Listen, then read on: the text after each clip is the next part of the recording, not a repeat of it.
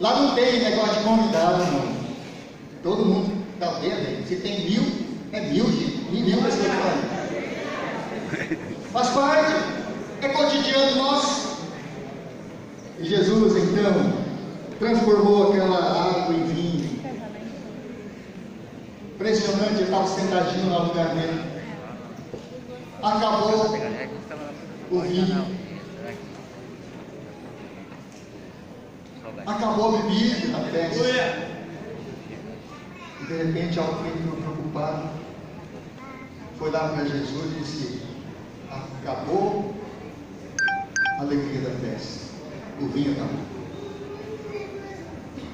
Jesus fala para ele: cadê as taças? Cadê os tambores? Estão vazios. Aleluia! Enche de água. Enche todas as taças. Glória! E aí, o milagre de Deus aconteceu. Meus irmãos, para que haja milagre de Deus, nós muitas vezes temos que estar vazios de nós mesmos. Aleluia! Na aula missionária, a ação de Deus só se faz quando o servo do Senhor está vazio dele mesmo. E o milagre acontece. Aleluia! Transformou aquela água em vinho. E o curador daquela festa chega e toma o vinho e diz, reclama lá para a família: pai, mas por que vocês colocaram o melhor vinho para o último? O melhor vinho feito na mão do mestre, que enche os nossos corações, para deixar a gente fora de série. É isso que Deus faz. Meus irmãos, temos que entender isso.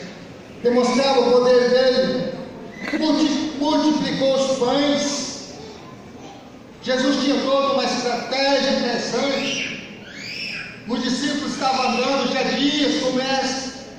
Chega em determinado lugar, a multidão vinha para ouvir Jesus. A multidão sentava, estava atentas para o mestre.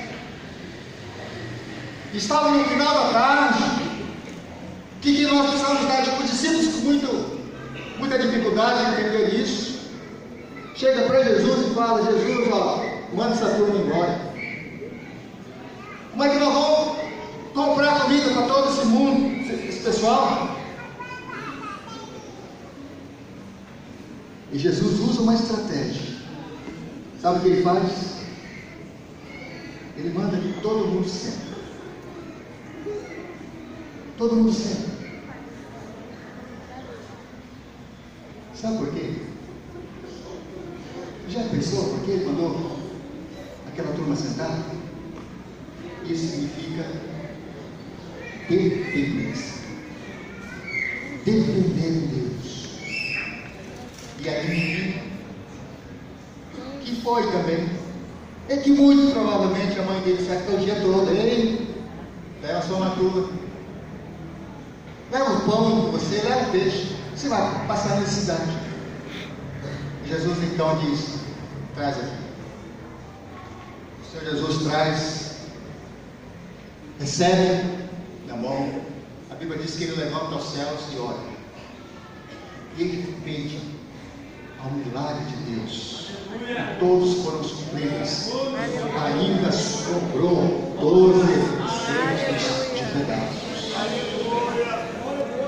Meus irmãos, quando Deus faz com sobra. Deus sempre é assim. E eu já senti isso na pele, na minha vida missionária. Meus irmãos, eu não sou velho, sou bastante novo. Mas eu completamos, minha família, nós, junto com a minha esposa, completamos 30 anos de missões. Tempo integral. E quantas vezes chegamos e percebemos o milagre de Deus? Nós estávamos trabalhando uma vez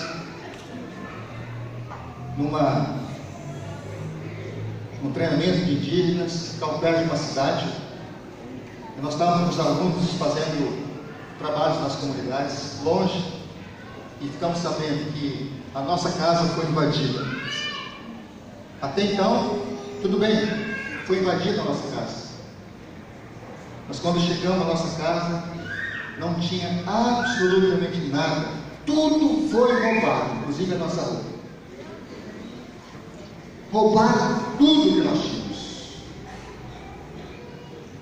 Mas aí, ficamos tristes, claro. Como é que nós vamos adquirir outros? Com muito sacrifício, com ofertas. Compramos isso, compramos aquilo, e de repente alguém leva tudo. Ali e agora. Mas alguém nos ajudou a orar um pouco mais, para que o Senhor nos ajudasse. E Deus nos deu de volta tudo aquilo que nós perdemos. Aleluia!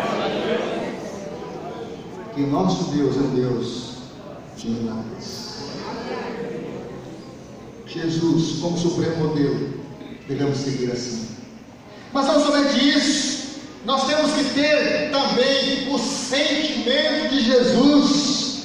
Ele movido por uma compaixão. A palavra compaixão aqui é aquela dor em entranhas. O texto aqui é muito fraco em português, mas aqui a ideia desse texto é aquela dor em entranhas que mexe com o nosso estômago, que mexe com tudo por dentro. É isso que o texto está dizendo. E Jesus, movido por essa compaixão, ter motivação para ajudar outros, com paixão. Senhor Jesus, movido por essa, pelo dor do outro. Versículo 36 diz o seguinte: vendo ele as multidões, compadeceu-se delas. Havia uma razão clara para que Jesus compadecesse dessas pessoas. Ele estava olhando essa turma andando ali. O texto fala como ovelhas que não têm, aflitas, exaustas, como ovelhas que não têm pastor. Muita gente andando no mundo hoje, exausta, aflitas, e precisa urgentemente de um olhar compadecedor do Mestre através das nossas vidas. Precisamos olhar a pessoa a partir das lentes do Mestre, a partir dessa compaixão do Mestre. É de virar o estômago neles. Quando eu vi aquele irmão compartilhando ontem aqui, nos dando exemplo de ministério, de compaixão, eu percebi no coração daquele irmão um desejo forte de fazer algo mais para Deus. Casas para abrigar gente que não é gente, do ponto de vista humano. Mas a igreja do Senhor Jesus é para isso. A igreja existe para trazer essas pessoas que não prestam para o mundo, que estão desqualificados para o mundo, mas que são transformados pelo poder de Deus, e que vindo à igreja, eles participam de um novo momento, de uma nova história e de nova vida no Senhor Jesus. É isso que Deus faz. Você e eu fomos assim. Quem diria? Henrique Natimé Caché, lá na comunidade, distante de tudo, de todos, uma família humilde, de absolutamente nada, 9 irmãos, vivendo da roça, sem nenhuma perspectiva de um dia, nem sonhava com isso. De repente o Senhor entrou na minha história. E aí algo novo acontece. E Deus me leva para ser o seu agente no planeta Terra, para viver uma vida que agrada ao Senhor. Meus irmãos, não digo isso com orgulho, de jeito nenhum, por favor. Mas eu já viajei para toda parte do mundo, pregando a palavra de Deus, falando a grandes congressos de renomes internacionais, pregando em grandes universidades, em catedrais, igrejas extremamente grandes. Mas também Deus me deu para falar numa comunidade que apenas tinha 3 pessoas. Da mesma forma, que Deus faz algo espetacular. E Deus usa E ele faz isso mesmo, pregar pelo sentimento do próprio Jesus. E eu jamais imaginava que estaria na autarquia do governo federal. Não sonhava com isso, não buscava isso, nada, não. De repente Deus fala com a Damares. E Damares um dia me liga. Fala: Henrique, quero falar com você. Eu quero que você ocupe aquele espaço na FUNAI. Eu estou te indicando como ministro da República para estar naquela lugar. Deus nos dá grandes privilégios. Deus pode te levar para lugares diferentes hoje, meu irmão. Deus pode te levar. Deus pode colocar em lugares estratégicos para louvar e adorar o nome do Senhor. Pelo sentimento das multidões, Jesus via as pessoas, compadecia delas, porque estava exausta como gente sem pastor. O coração dele pesava daquelas pessoas que estavam distantes do reino. E esse cenário provocou em Jesus uma dor profunda de sentimento, de compaixão. E Jesus certamente orou para que de alguma forma essas pessoas chegassem ao reino de Deus. Compadeceu-se deles. A razão era que eles estavam desgarrados como ovelhas que não tem pastor.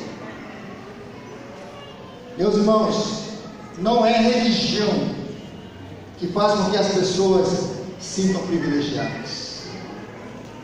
Religião não supre necessidade do ser humano. Quem supre é Jesus. Não é complay. Esse movimento grande que nasceu no Brasil e estourou na América Latina. Não. Nós somos servos do Senhor Jesus. E ali ele via as pessoas e compadeceu-se delas, porque estavam desgarradas como ovelhas sem pastor. Por isso aquele sentimento de afeição e misericórdia movia o coração do mestre, fazia com que ele avançasse um pouco mais. Quando observamos as pessoas que não conhecem a Deus, fica bem claro que algo novo vai acontecer na vida dela, seja um muçulmano ou seja um indígena, está bem ligado? Seja um ribeirinho ou seja alguém distante de Cristo. Deus pode fazer algo diferente. Mas em terceiro lugar, aqui nesse texto me chama outra atenção, que Jesus tinha uma visão estratégica. Jesus tinha uma visão estratégica. O versículo número 37 e 38, finalizando o texto, diz o seguinte: então se dirigiu aos seus discípulos: a seara na verdade é grande, mas os trabalhadores são poucos. Rogai, pois, ao Senhor da seara que mande trabalhadores para a sua seara. A visão de Jesus era clara, e ele queria deixar para os seus discípulos que a visão que eles teriam que ter deveriam ser claras e objetivas. A multidão comparada ali com seara, plantação que já está pronto para ser colhido. Eu trabalhei em roça. Talvez muitos dos irmãos aqui também trabalhou em roça e sabem como é que é isso. Quando chega a hora de colher, tem que colher. Quando chega a hora de colher o arroz, tem que colher na hora certa, porque se passa, ela estraga. Quando chega a hora da colheita, ele fazia todo o esforço, todo o trabalho para colher. Meus irmãos, Deus abriu, já falei isso. Eu estou falando disso desde que entramos nesse ano agora, em 2019. Deus abriu uma nova janela no Brasil. E essa janela é para pregar o Evangelho. Nós temos um governo, hoje, governo de Deus. Hoje ele prega abertamente a Cristo. É uma janela que se abre e a igreja de Cristo precisa entrar nessa janela para pregar a mensagem de Deus, a visão de Deus. Rogar ao Senhor que mande mais trabalhadores para a sua seara. Senhor, eu gostaria de dar um recado. Se você ora, esteja pronto para ser resposta à sua oração. Esteja preparado para ser resposta a sua oração. Trabalhadores são poucos. Rogai ao Senhor esse ano que mande trabalhadores para a sua cidade.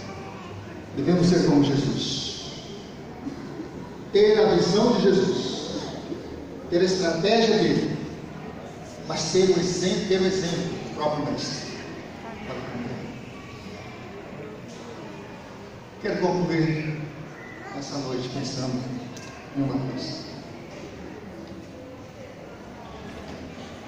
Contei essa história lá para o grupo de obreiros no domingo, no sábado de manhã.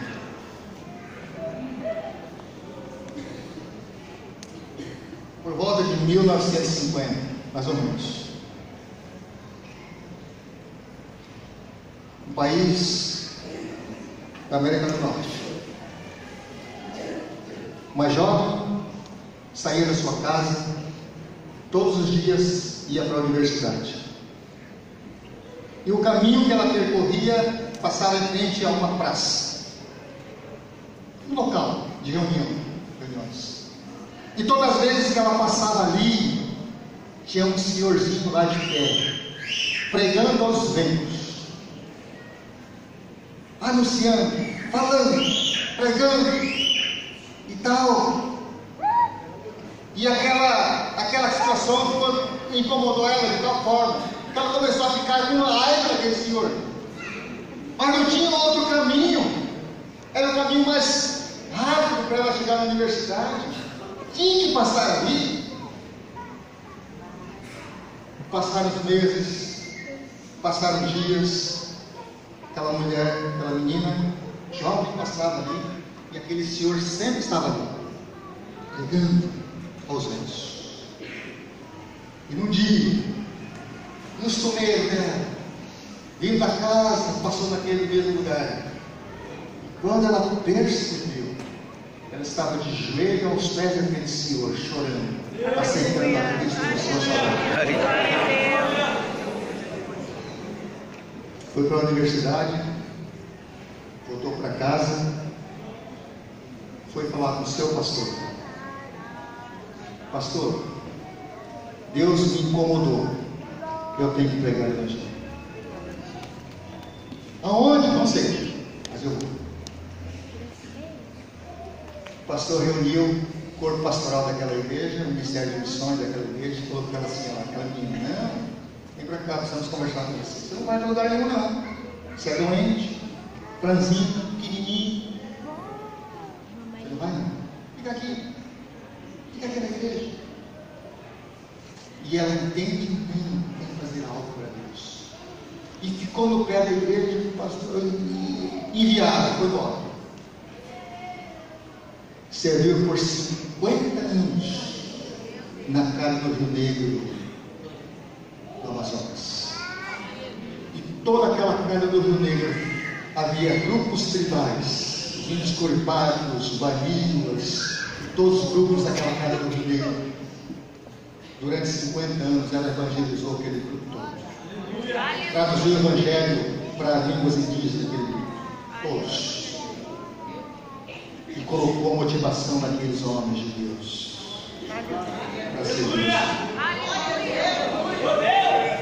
Um desses congressos que eu fui, à beira do Rio Negro.